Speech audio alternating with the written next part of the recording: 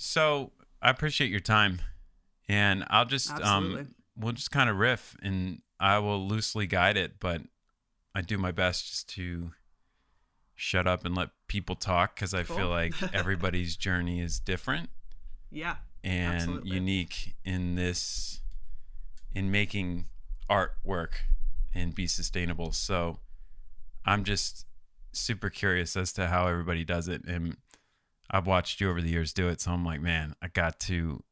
She's got a lot of wisdom to offer. So why not let her talk a little bit and mostly for me because I'm just curious, but then also I think it would be helpful for Right. other people. Right. Um, well, I mean, I would probably be useful for me to, um, give a little background about like what it is I do. I call myself a film composer. That is what I do. Mostly what I do is I write music for film and television.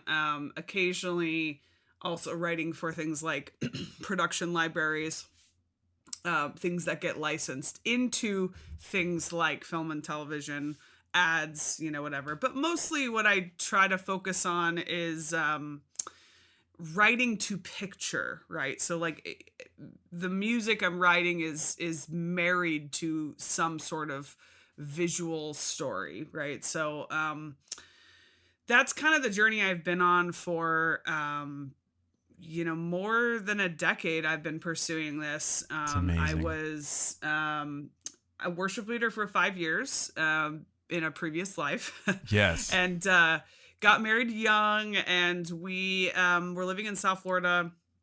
I was working in a really large church leading worship for a while, and then we both felt sort of the pull to more education, more just more of a different direction. And so we moved ourselves to Boston, and I went to Berklee College of Music to pursue film scoring, kind of with like a very directed focus there. Some people go to music college and they're kind of like, I don't know what I want to do. Mm-hmm. They're sort of there discovering their sort of artist identity.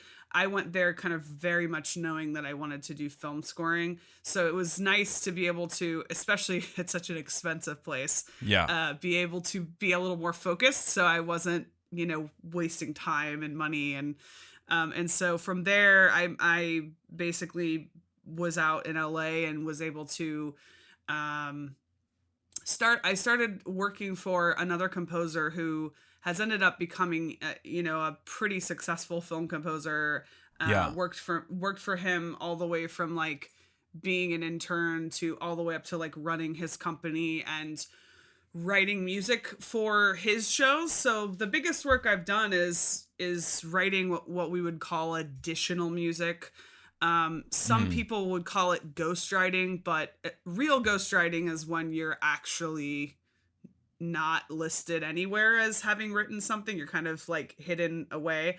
Interesting. But additional music is like, if you look me up on the internet, you can see that I've written on these types of shows, written a lot of scenes for them over the years. And so it's been a number of years since I've worked for him.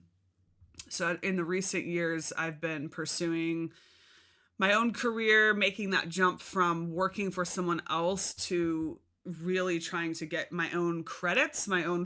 films, shows, things like that, which is, it's a patience game, just like anything. It's like I demo for a lot of things, which is akin to an actor going on an audition, right? And you don't get most of the things that you audition for. So that's kind of the story of my life. And so I put a lot of things out there. I take a lot of meetings when they come up, and then slowly just kind of building towards that. So um, that's the game I'm playing right now. Yes. And for those demos that you make, can you keep those in a library that you then use I later? can. Yes, I can. And a lot of times a demo might be not new material. Sometimes it definitely is, and sometimes I will sit down and write a custom demo for a project.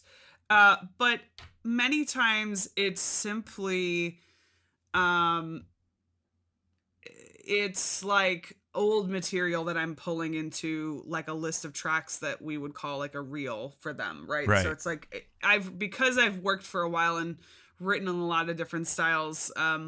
It sometimes I have material that's really appropriate for a new project, and so I'll kind of throw it together, almost like a curated list for them. So it just depends on what they're asking for. So Yeah. And so I have to confess, when I met you, I was in a pretty cynical place in my life. And right. when I heard you say, I'm going to make music for film, Right. my initial thought was good luck, Right, And right. Well, and that's an I've appropriate thought, response to most people who say that, because it's a very tough industry. And some people would call me successful, and then, by other standards, I'm certainly not successful. So I think it depends on like what standard you're using. sure. So, right. But I have to say, I've watched you, and now I'm in a different place, and I'm just sitting here saying, she did it. I mean, whatever. Like, what did she do? Right? Like you said, Right. success is relative. But I watched you just like come in with a vision and just like drive towards it. Right. And ever since I've known you, you've always just, I mean, Boston is full of like really driven people. And that's kind of one of the reasons Right. I left, because I never felt like I was really, it's not really a place you go to loaf about. You kind of are with the best and the brightest, and they all have like really big goals. And right. Well, it's like people say like the religion of the Northeast or of Boston is grad school, right? It's like if you've been to grad school or other higher education and you're like super, going for it, it's like you're in the in club, so it's a weird vibe. Is the drive something you developed, or has that just been a part of who you are since you were young? I mean, that drive to like, right. I do think it is part of my personality type. Anyone who knows anything about the Enneagram, I'm an Enneagram 3, which is the achiever. performer. That is the performer achiever. And so that's my personality type. But it really had to I credit my husband Ryan for kind of helpfully pushing me towards these things. In a series of long years working towards things like this, because I don't think I would have gone for something so insane as this if it wasn't for him kind of encouraging me. And we were a lot younger when we did this, didn't have kids yet, and all this stuff. And so, it was sort of the attitude of like, if not now, it's never going to happen. If we don't pursue bigger things, life is only going to get more complicated. And I think we saw that from observing older people in our life, mentors, other family members and older friends, and just being like, yeah, I mean, we want to have kids someday, but we're really young and like we want to pursue these things. We now do have 2 kids. But yeah, it's very much a life is short kind of mentality. And we've had to make a lot of sacrifices to pursue the things that we both have done. And we try to like partner with each other and support each other. And even like family has made a lot of sacrifice, helping financially when things got really tight. And both of us going back to school is basically like, taking a vow of poverty. Right? Yeah, exactly. And also getting into student loan debt and all that stuff.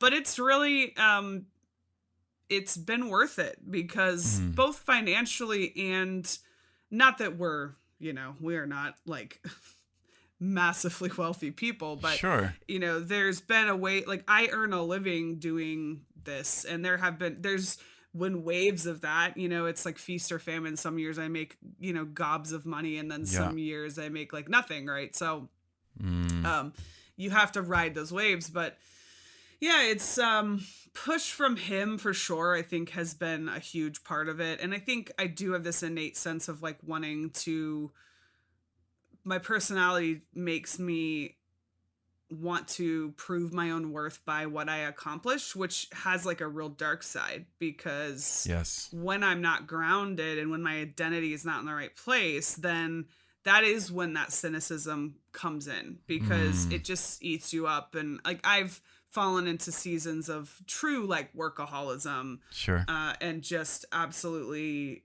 I end up hating it. It's just like I don't even want to do it anymore. So yeah, it's it's right down there under the surface if I let the dark side take over. Yeah, So for sure. And yeah. do you connect with the term artist? I mean, is that something that you see as, I mean, I'm constantly asking the question, why make art? And Right. um and I'm always curious to hear different people's answers. Is it something Right. that is you're driven to do, or is it like, oh, I'm pretty good at this, and I'm a Right. driven person, and I'm a performer, so I'm just heading this direction? Right. Yeah, whenever I self-describe or I hear someone else describe me as an artist, I have an immediate overwhelming sense of like imposter syndrome. Like I'm not Woo! that. And then Me I like too. turn around and see what I have done. And it's like, well, yes, I write music. I've written lots of music. I am paid to write music for people and I enjoy it. And like, Yeah. so yeah, on the surface is like, of course I'm an artist. But film composing for me is something that it's a great career for me because I wouldn't really write this much music if I didn't have the deadlines to force me to do it. So I'm not that driven artist that's like, I have to go in my studio and isolate myself and just create something every day. I mean, I'm perfectly fine to have a day. Like I didn't really write any music today and I'm probably not going to. I was like Mm, doing other things sure. and it's just like, that's fine. It doesn't eat me up when I don't create. So I think there are artists who are more purely driven um, by the art form. And Mm, I think it also serves me in what I do because I don't care as much. I'm not like a purist with this stuff because like if someone wants me to write something and I think it's gonna be crap and I'm like, well, you're paying me, that's fine. And I look at it as like, I love you it. know, Yeah.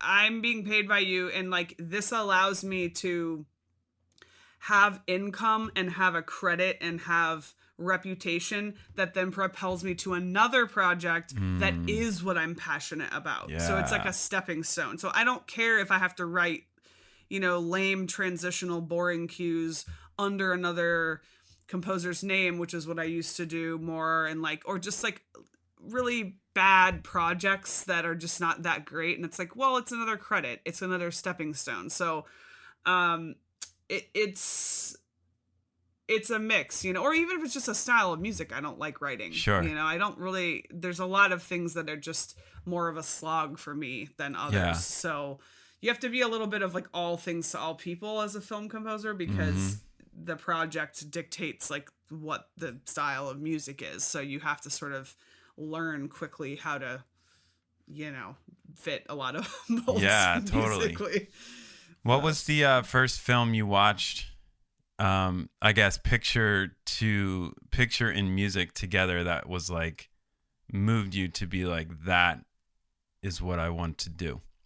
I think I really started having it float around my mind when I was watching like when the Lord of the Rings movies came out, which the score is by Woo! Howard Shore, super famous, super just like such an achievement that score that he wrote. I mean, just like one of the greatest of all time. And of course, since then I have come to love dozens of other films and composers deeply, and they inform my own artistry. But yeah, that one was like the first one in like the earlier 2000s when those movies were coming out, and I was like, what is this? Yeah. That was, and I think, like back then it was like DVD special features, extended edition special features, and then you're like watching the whole segment on the music and you're just like, there's someone who does this for a Yeah. living, like Yeah. most people don't really think about like how the music gets into a film. I So know. yeah, so that was Yeah, probably the one. that's great. I watched quite a bit of follow this composer named Junkie XL. Well, that's his, Yes, he's yeah. fantastic. So Yeah, super great.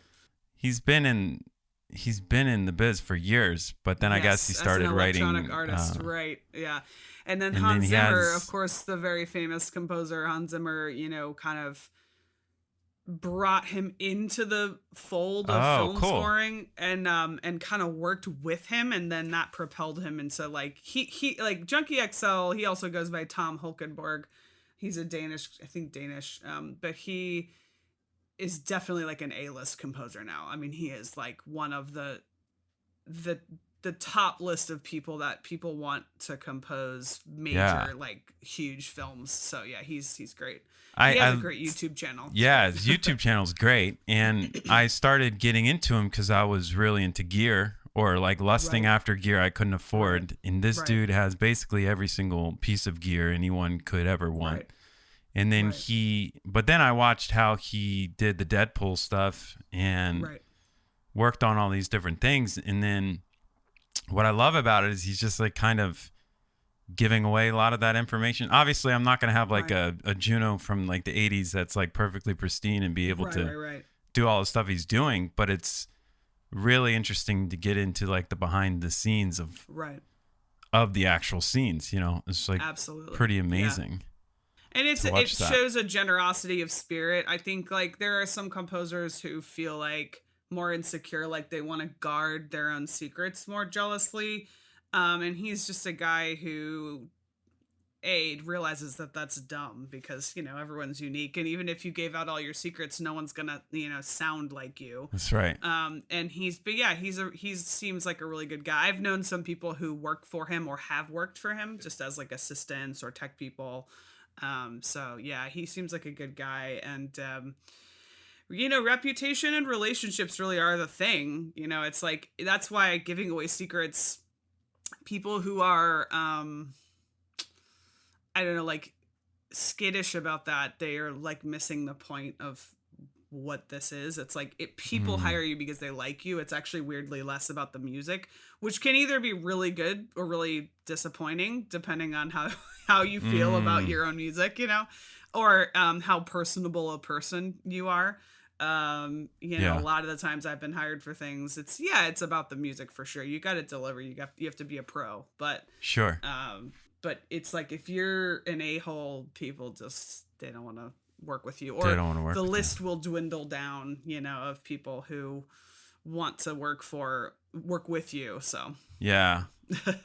So anyone listening, I encourage you to go check out Jess's webpage, and on the webpage you have all sorts of great stuff, all the different credits and reels and all those kind of things of music that you've placed in the film and that kind of Right. thing.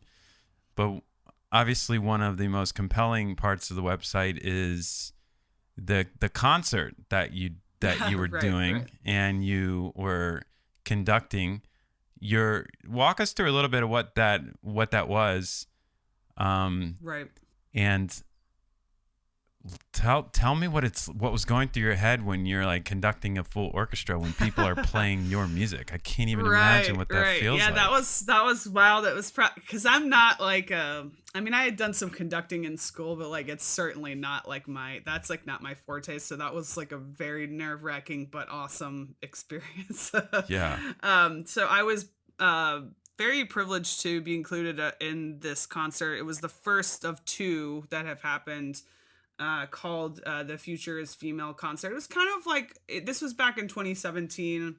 It was kind of on the heels of like the Me Too time in Hollywood. That really was that was the era of like what people were talking about in terms of issues facing the industry Sure. and our society, was a lot of the Me Too stuff. So there was a great composer. There is a great composer, Tori Letzler. It was her brainchild, and she, graciously kind of allowed me to be on the list of wonderful women So cool. composers. So we all kind of took turns. Some of us, we conducted our own stuff, and then there were some others who had, one of the women conducted like a group of the other people's pieces and such. And, yeah, it was wild. I mean, it was it's something that it was so it was a little bit like an out of body experience, but it was also Yeah. kind of like super it was super adrenaline charged and super fun, and then immediately it's like, okay, let's do that again. I want to do that like a million more times in my life. So that's like a huge goal of mine, is to be on projects more where it is my music in a recording session, Yeah. and I'm on projects that have budgets to pay for orchestras, because that's the big thing, right? It's like a lot of stuff only has the budget to have scores that are what we call like in the box, where everything's either a sample or a synth or something fake that you make in your computer. Mm-hmm. And or like whatever you can record yourself in your own studio, but not like an actual orchestra, which is very pricey. So that's the goal, to get back there to doing that regularly. And it's a skill that I want to get better at. I've had a ton of music recorded on projects as an additional writer that were written with an orchestra that was recorded live in LA. And that's a huge thing I'm grateful for. Just the hours of sessions I've been in, and where I had my music played, and some of it was a disaster, and it was like the most mortifying thing ever. And then some of it was amazing. And so you just like learn by like, and then there's a room full of like anywhere between 50 to 95 people in a room, and like if your thing bombs and like your boss is the one conducting it, it's like, and everyone you work with is in the control booth, it's like, worst moment of your year. But then when it's amazing, it's like, oh wow, you learn by making those mistakes. So I've had years of doing that, which was great, and it kind of helped give me more confidence for like when I will do that going forward. Again, and obviously more of this is opening up with like post-COVID. Sure. A lot of recording itself shut down because you just couldn't get people in a room together to record. But now it's kind of opening up a bit more. So, yeah. And when you write, are you thinking? When you write, are you thinking an orchestra is going to play this, or are you just kind of flowing and letting it come out and having to adapt it to real people playing it later? I don't quite understand the composition aspect of it. Right. It's very different. It's very different because, what we would call a mock-up or something that has fake samples in it is going to, when you have to keep the samples and you don't have the budget for live orchestra, you have to do very specific things to make them sound believable or passable. And a lot of the things that an orchestra can do well, samples cannot do well, specifically like string and brass samples and things like that. So when you have a live orchestra, it's great to do things like that really show off that this is an orchestra and a room full of human musicians playing this. And so when I know that there is a budget, if I'm on a project with an orchestra, I'm always constantly thinking, is this playable? Is this musical? Is this line that the violins are playing musical for them, and then it passes off to the low strings, and then the brass come in? So there's a lot of layers that go in, and usually you're working with like an orchestrator or an orchestration team, and they're going to then take the MIDI from a composer and turn it into like a full score. They're going to like fix your mistakes, and they're going to fill things out. That's usually how you kind of get things done on a timetable that's short as well. You're just like, oh my gosh, we have like so much music to do. Let me write the sketch. This is how I want it. Double this, double this, double this. And then because it's getting recorded, that the orchestrators are going to put it all in the score for you.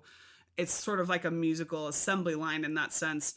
But if it's all samples, you have to be more cautious with the mix and more cautious with the way that it sounds, because it's got to stay. A lot of fast passages, with strings kind of doing all these like really fast melodic moves, it just kind of usually doesn't sound super great. You can do a lot of tricks too, like you can have fake strings, maybe hire one player to play on top of it, right? And then that kind of brings a lot of life to. So there's a lot of like budget tricks that you can do on like low budget stuff. So we've kind of all done that dance of trying to stretch the budget as far as it can go and still like make some profit off of the work we're doing. Totally. So do you feel like soundtracks are I mean, this might sound extreme, but has it saved classical music and classical music players? I mean, you hear so many things of classical music kind of dying out, and it's not really as relevant anymore, and only for the elite or a few people who listen to it. Do you feel like soundtracks in these kind of bigger pictures with the budget bringing in full orchestras is something that's revived the classical music players or that's an interesting question. Yeah, I mean, I think there's a complex answer to that because I think it depends on where you live or what city we're talking about. Because I have been at recording sessions. I'm not going to name where because I don't want to like be mean, but I have been in a recording session. I currently live in Nashville, so this was it was not in Nashville and it was not in LA, but it was in a city where there was some recording there's recording that is done in this place. And but a lot of the players most of their work comes from the symphony there. They are players that play there, and they're really good in the recording session, but they don't have that like sense of what it means to be a recording musician. Mm-hmm. So like they would do the thing, we'd be in the session and they'd be like, you know, getting ready for a take, and they do the classical musician thing of like, yeah. You know, and it's like, okay, no, you can't breathe before your part comes in, you know, there's like this whole, and they're like, you know, tapping the stuff, and it's all, it's like, okay, like stop moving your pencils, stop moving your chairs, you know, because it's just not part of like the way that a classical musician's trained is how to be, usually is how to be in the studio. And the cities where they can do both is like London, LA, Nashville, and some other places in Europe that have popped up as like recording hubs for this, like Prague, Bratislava, different places like Budapest, things like that. So, and the thing I think it has done in recent years, this is pre-COVID, and I think this will totally come back once concerts are a thing again. Right. I mean, there is such a thirst for these kind of concerts where the movie is played and the orchestra is playing a lot. If you can ever go to one of these, I highly recommend it. If it's a good orchestra, it is one of the most fun things ever to be in a place, a concert hall or an outdoor venue where they've got the big screen with the movie, and then you've got a really good conductor conducting the orchestra live to picture. I mean, that's like a really fun thing for people. And it's typically a movie that people have already seen a lot, like Back to the Future or Harry Potter or like something, right? So it's just fun. It's a fun way for fans to like interact with that stuff.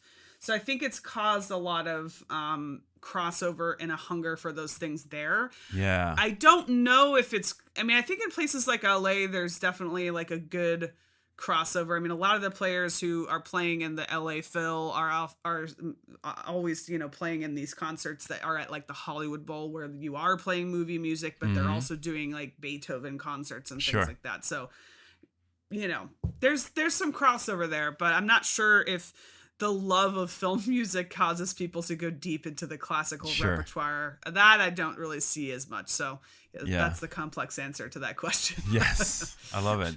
Thanks for going there. Yeah. I'm interested in human emotion.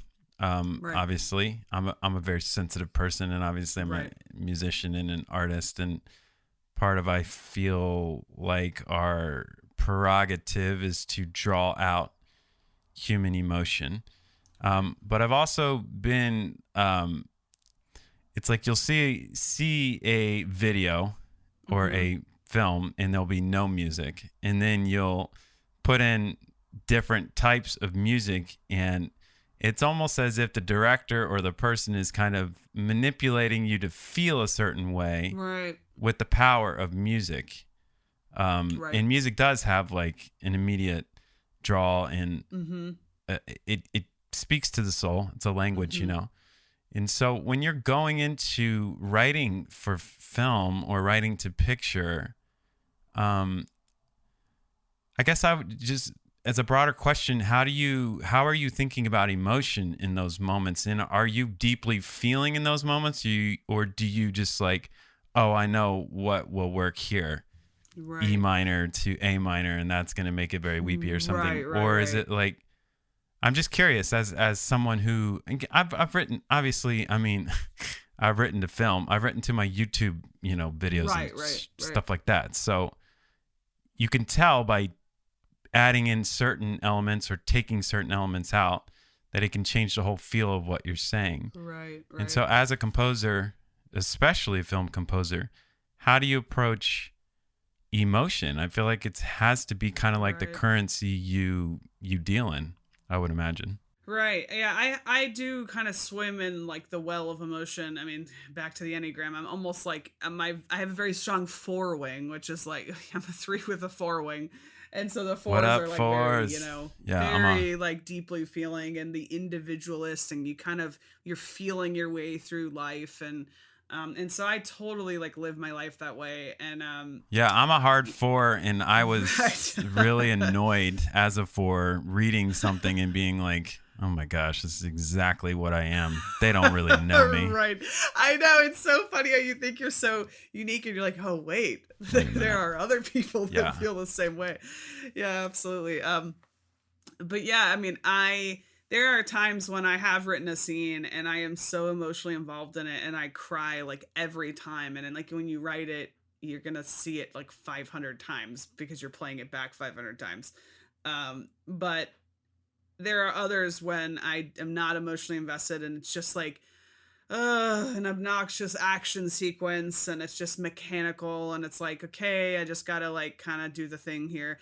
But then there could be action sequences that are super emotional. It's not just that it's an action sequence. It's like, if the hero is dying, if the hero of your entire story is, literally dying or something and it's an action sequence, then that is super emotional. Sure. I do my best work, I think, when I am super emotionally invested in things. I mean, I'm not like a rock and roll person who has ever, I mean, I really do love writing emotional and like expressive music. I'm not my home base is not writing music to just like, rock on, metal. I mean, some people are like that and they treat the orchestra that way and they treat their music that way and they write best that way. And it's awesome. I mean, there's a place for that.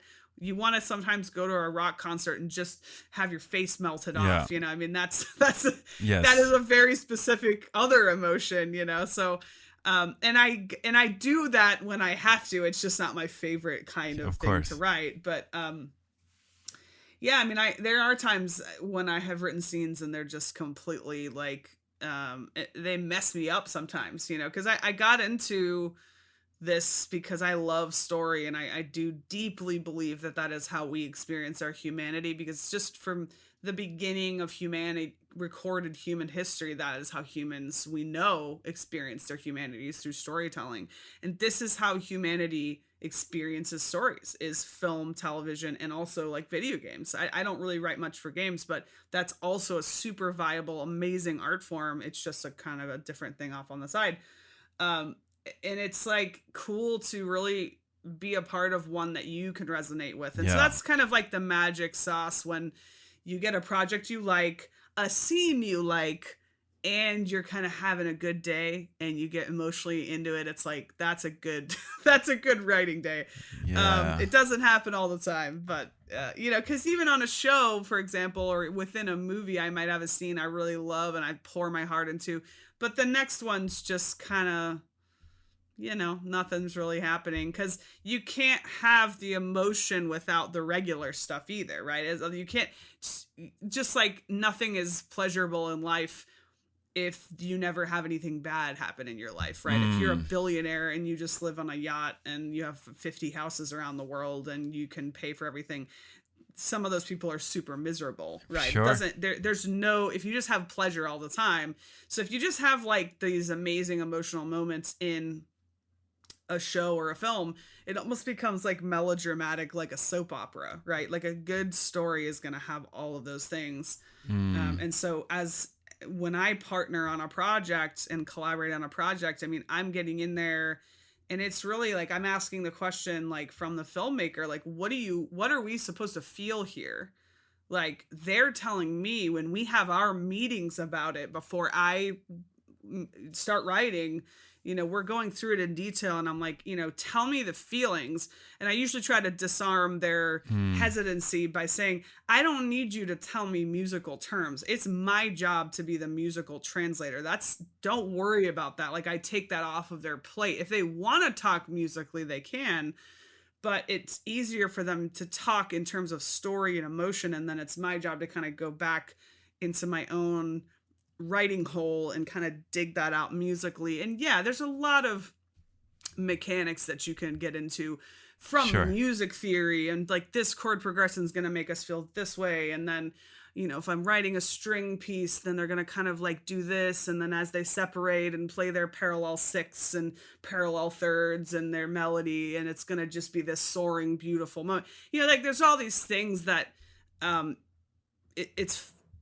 find that people who get their head in that stuff sort of sometimes miss the point. I mean, sometimes I'm also not the biggest, music theory. Sure.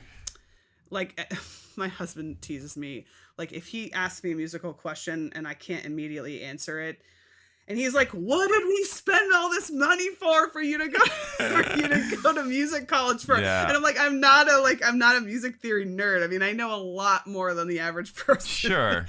But it's like, sometimes I'm like, wait, if I need to write like this, what's a typical chord progression for that? I have to kind of do my own little research sometimes. Yeah.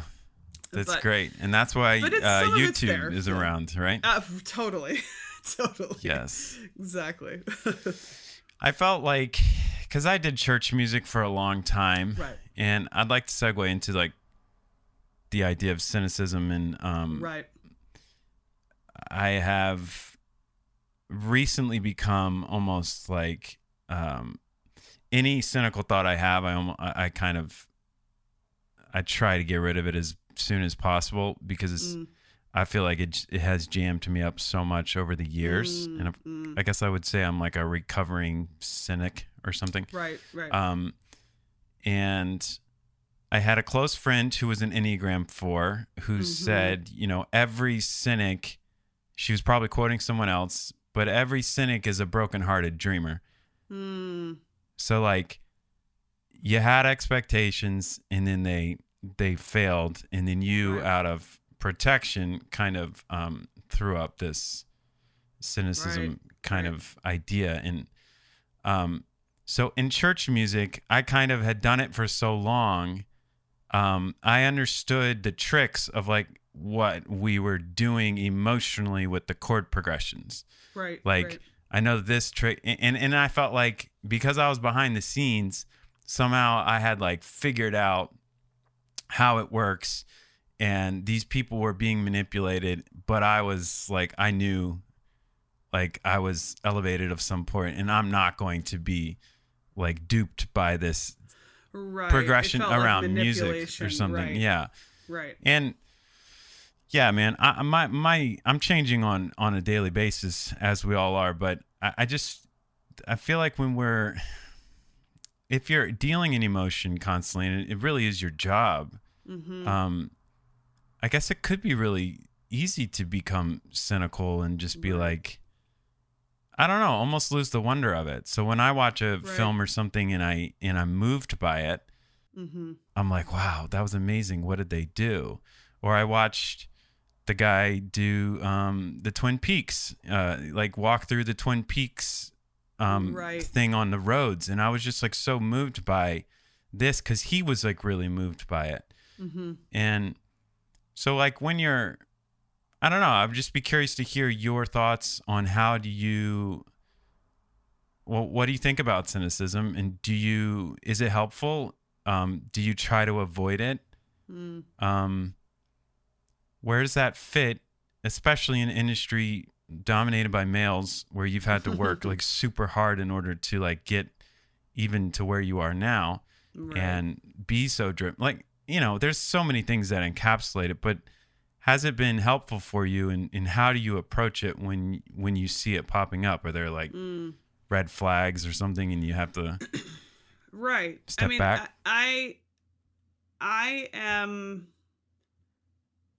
I definitely struggle with cynicism, and I definitely do that thing where I try to throw up that protective layer.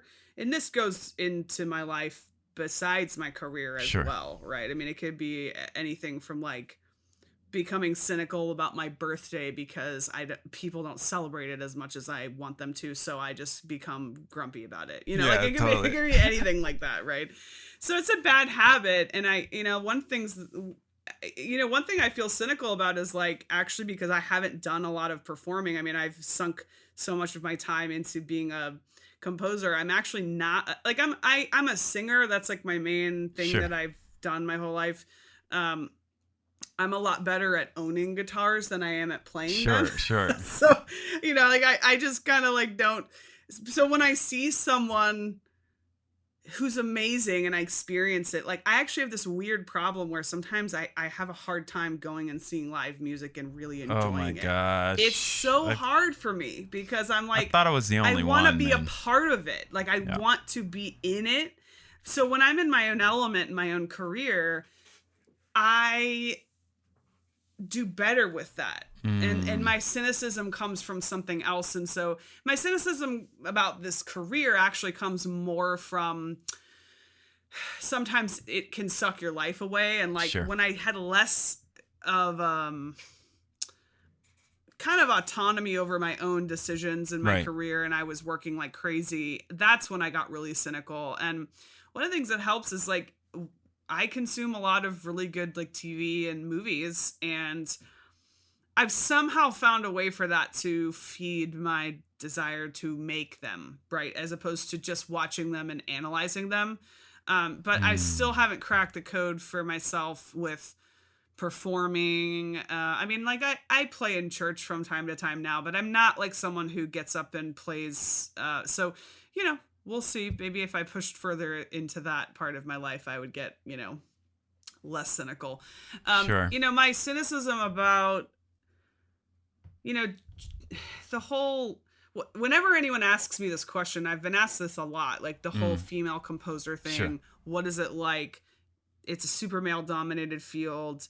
I think I would have been more hesitant to get into it had I fully realized that when I was first pursuing it and in school. I think I was just like happily naive about that. Sure. And I have been discriminated against because of my gender. And there were, just different things, and having a kid, which is a very uniquely difficult experience that, my male counterparts were not experiencing. And, there were certain people that sort of like use that to their advantage at the time. And it's a whole story I won't get into, but for me, whenever I'm asked this question, I always say like, it's hard for anyone to do this career. That's right. It doesn't matter what shape and shade of your genitalia are. Right. It's like whatever your race, your gender, it is a very difficult career to make it and to be successful. And so I focus on like, I don't want to otherize myself. Like I'm a part of certain things. There's some really good organizations like the Alliance for Women Film Composers. There's, the Composers Diversity Collective that focuses on, finding more racially diverse composers and getting them, work and things like that. And they do fantastic work and that's great. I just don't focus on that. Some people kind of lean into that as their identity. It's like, I am just like, when I lean into being the member of a group because I happen to be a woman, it tends to, I don't like otherizing myself that much. It's like, I'm a composer and I'm a person. And if you like hanging out with me and collaborating, then we should make some cool stuff together. That's right. Like that's it. Like it's, and when the people I love working with most have that same attitude. And it's not even a question of like, can she do this or not? I mean, there's some old school people who are like, oh yeah, women can't write action music or whatever. Women should write emotional music. And then here I am being like, I love writing emotional music. And it's like, yeah, I'm really great at it. If you want to have some great emotional music, hire me. It's like, I just try to shrug off the weird like stereotypes of it. Yeah. But yeah, I have had some unfortunate circumstances because of being a woman.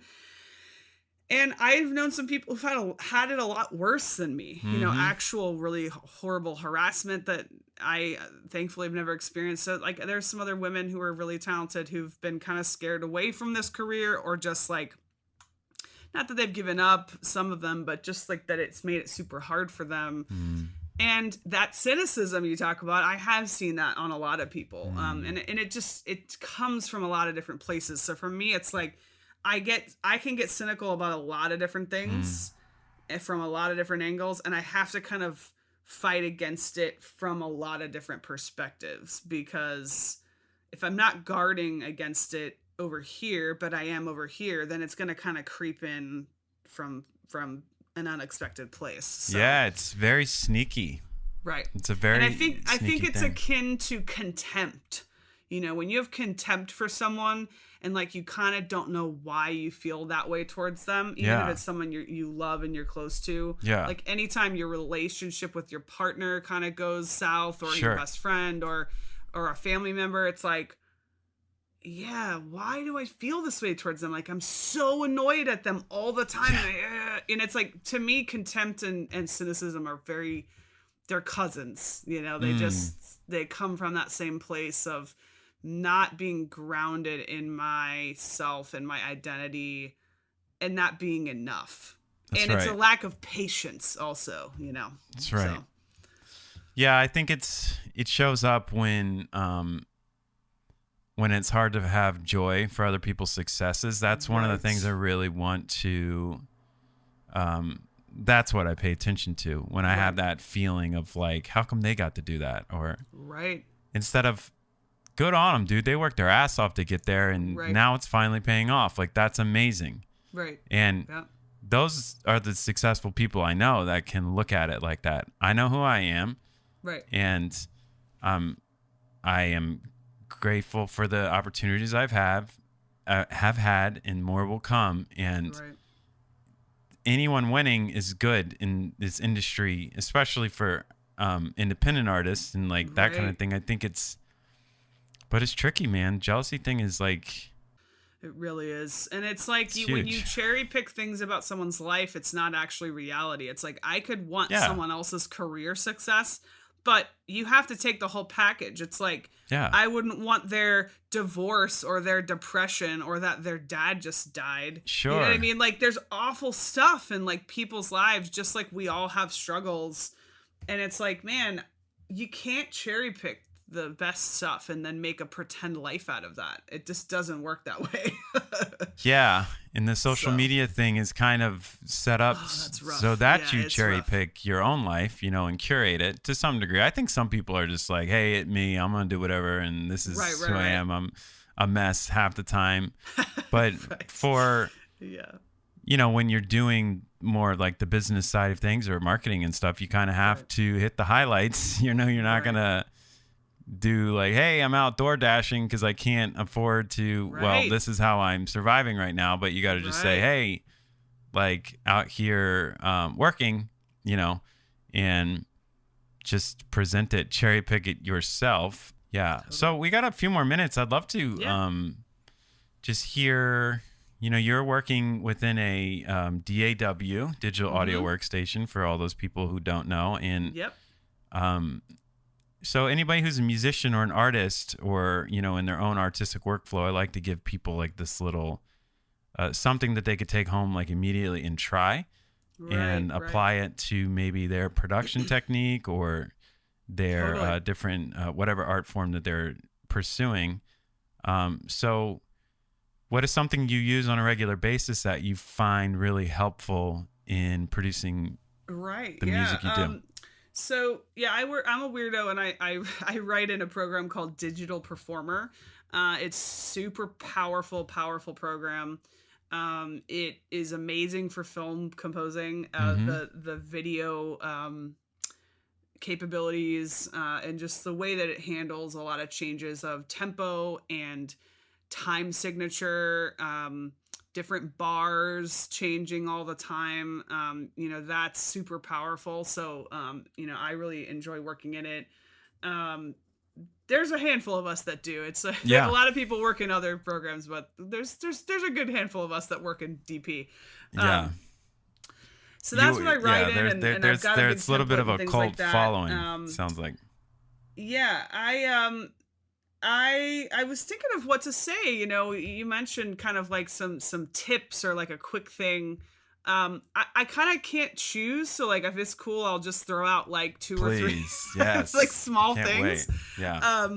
That are pretty simple to do. So one is a super simple one that I do all the time, which is you know, if I've got a scene or like a length of time that I've got to keep it interesting, but not a lot is going on. Like, in other words, there might be like some cool pads underneath some dialogue, or, you know, you don't want to just like play a pad and then just have it stay the same for like, right. you know, 30 seconds and it gets, or a minute, and it gets really boring. So just, I like throwing some motion type plugins on that. Cool. And really like, not cranking up the mix too hot on that, but just like things like even it could even be a simple delay, like a ping pong delay, a couple delays set to some different note values, so that it kind of, they cross each other and they become a little bit you know, you're hearing it in the stereo image a little bit different. Yeah, that's cool. I like using plugins like Movement is a plugin from Output that's fantastic for this. Output has also a couple plugins I like for this. What am I? I'm not even remembering what they're called now. I get ads for them all the time, so it's probably Arcade or like one of the. Yeah, Arcade's a different thing. But yeah, they've got some great plugins that are Portal, I think, is one. Yeah. And they just kind of, it superimpose like Portal is a granular synthesis engine, so it's like it kind of imposes that vibe onto something that isn't made with a granular synth. So you know, it's a very cool way to add a little bit of motion into something. And keep it interesting, because you can kind of evolve it. There's like a lot of evolution and some of that stuff. So it's like subtle modulation, basically. Right. Another cool trick I like to do, and this is useful for media scoring when you've got dramatic moments. Like, so like sometimes you might have a ramp of volume, and even the compositions kind of like ramping up to a certain hit point or a certain moment where like everything drops out. Yeah.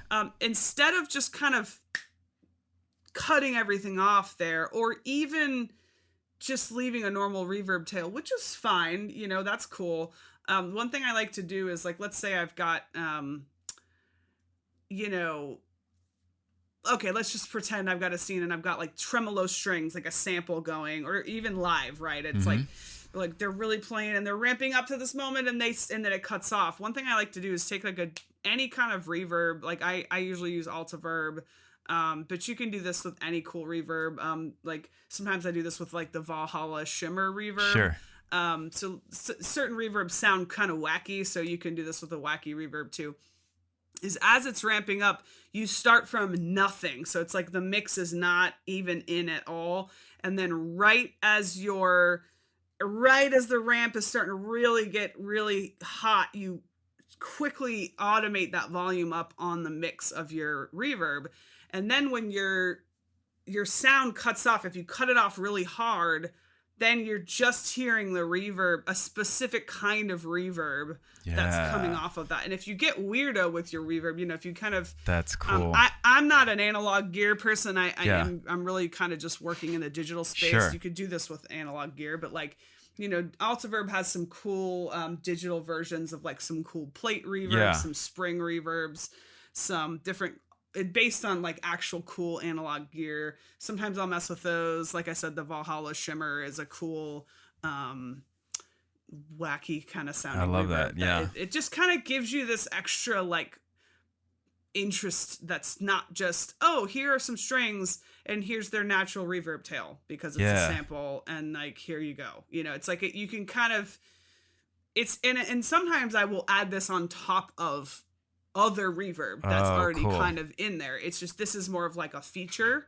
Yeah, I love that. So I like doing that. It's fun. Almost like a throw, right, but, like a delay throw or something where you know that the sound is going to end, right? But then it's also that sound was sent into this separate unit, and that unit is still kind of it's still responding out to it, even though you've cut the sound off mechanic, or like, you know, I will literally draw in a volume. It's just usually on a MIDI track, so I'm like literally drawing it. Sometimes it's an audio track, but I'm drawing the volume literally down like a 90 degree. It's cutting off. So if you were to not use that reverb, it would just go it silent. Would sound bizarre, because it would just be like, ooh, that's a weird, gross cutoff that doesn't sound natural. But when you add this, it's super cool. I also like to sometimes play with the stereo image with that. Yeah, that's cool. You can kind of automate some weird panning into that too, so it kind of feels like it's traveling. Depending on what's on the screen or what you're trying to go for creatively, that can be useful. So yeah, that's those are a couple great. tricks that I like to use. I love those. I have so many ideas. Yeah. Cool. Picked a few up along the way. Yeah. Yeah, that was beautiful. I have so many more questions, but for now, we'll put a pause on it. We'll do a version 2. We'll do this again. Yeah, maybe we could just do only reverb trick, like only studio trickery. Writing tips, right. Yeah, I really appreciate your time. It's absolutely, really sweet anytime. To my reconnect, pleasure. And this has been really cool. Learned a lot. I appreciate it. Cool. So Good we'll to talk see you, soon. friend. Yeah, you too. Awesome. All right. We'll talk soon. Peace.